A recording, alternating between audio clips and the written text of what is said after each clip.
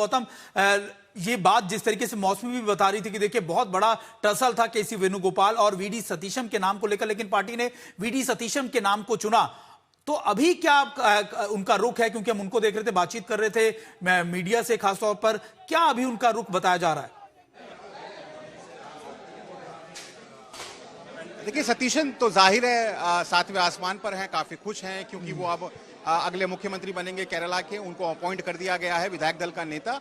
और केसी वेणुगोपाल जाहिर है उतना ज्यादा खुश नहीं होंगे, उनकी तरफ से भी या कम से कम उनका जो कैंप था वो लगातार ये दावा कर रहा था कि वो कोशिश कर रहे थे कि वो भी मुख्यमंत्री बने। आज सुबह तकरीबन 2.5 घंटे उनकी मुलाकात हुई राहुल गांधी से, और इतनी लंबी चर्चा का मतलब ही ये था कि राहुल गांधी उन्हें कन्विंस कर रहे हैं कि वो अगले मुख्यमंत्री नहीं बनने वाले हैं, बल्कि किसी और व्यक्ति को ये सर्वोच्च पद दिया जाएगा राज्य का।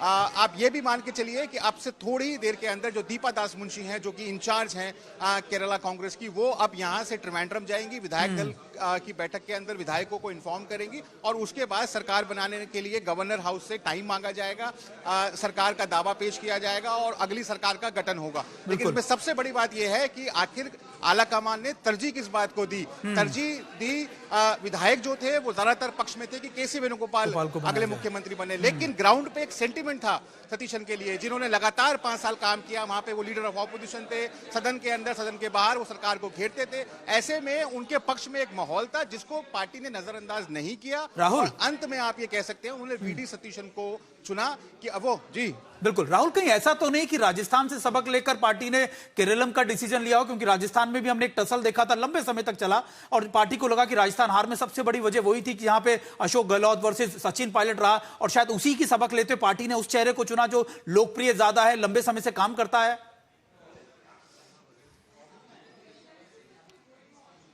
बिल्कुल सुमित, देखिए कांग्रेस पार्टी चाहती थी कि इस बार एक टिकाऊ सीएम दिया जाए जो पूरे 5 साल तक चले बिना किसी खटपट के।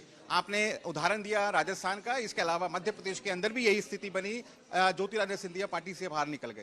तो कर्नाटका के अंदर आप जानते ही हैं, वहां पर भी डीके शिव कुमार और सिद्धरामैया का एक टसल चलता रहता है। तो ऐसे में कांग्रेस पार्टी चाहती थी कि ऐसा एक व्यक्ति को मुख्यमंत्री पद पर बिठाया जाए जिससे 5 साल स्मूथली जो कार्यकाल है वो चले, गुटबाजी ना हो, किसी प्रकार की जो आप कह सकते हैं सेंटिमेंट जो है वो नेगेटिव सेंटिमेंट ना हो, कांग्रेस के पक्ष में सेंटिमेंट रहे, और ये पॉसिबिलिटी हो कि सरकार दोबारा रिपीट करेगी 5 साल के बाद में। तो इसी वजह से आप कह सकते हैं मोटा मोटा जो अंक गणित था वो वीडी सतीशन के फेवर में झुका हुआ था, तराजू उनके पक्ष में झुका हुआ था, और ऐसे में उन्हीं को ये चुना गया है कि वो अब अगले मुख्यमंत्री बनेंगे। एक बात जो सबसे इसमें इंपॉर्टेंट है कि अमूमन तौर पर कांग्रेस पार्टी के अंदर ये कहा जाता है कि जो विधायक दल बिल्कुल बिल्कुल राहुल यही बात तो लगातार मौसमी भी जिक्र कर रही है, हमारे साथ मौसमी जुड़ी हुई है, और अजय माकन जो है यहाँ पे।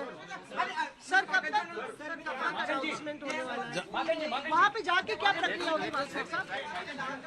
एक सेकंड हम पूछते हैं। वास्तविक साहब प्रक्रिया क्या होगी? एक सेकंड भैया, हो सकता है। बस। अरे सर हम क्या है भैया? अच्छा आइए सर, क्या प्रक्रिया होगी वास्तविक साहब वहाँ पे? अभी सर क्या समय मांगा क्या है गवर्नर से मिलने के लिए वहाँ? कब तक हम देख रहे हैं सर? कब तक हम लोगों से बातचीत करी गई, सब फॉर्मर पीसीसी प्रेसिडेंट्स को दिल्ली में बुला करके बात करी गई, सब एमपी से बात करी गई, सब लोगों से बात करने के बाद में ये तय हुआ और एक्सटेंसिव डिस्कशन हुआ। धन्यवाद। जो लोगों का पसंद था पार्टी ने वही तय किया, जो पसंद लोगों की थी पार्टी ने वही डिसाइड किया। एक मिनट सर, विधायक दल की बैठक कितने बजे? बैठक नहीं है कोई, आप लोग जाएंगे? हम जाएंगे, बैठक नहीं निकल रहे हैं। सर वोट कब होगा? वोट कब है सर? वोट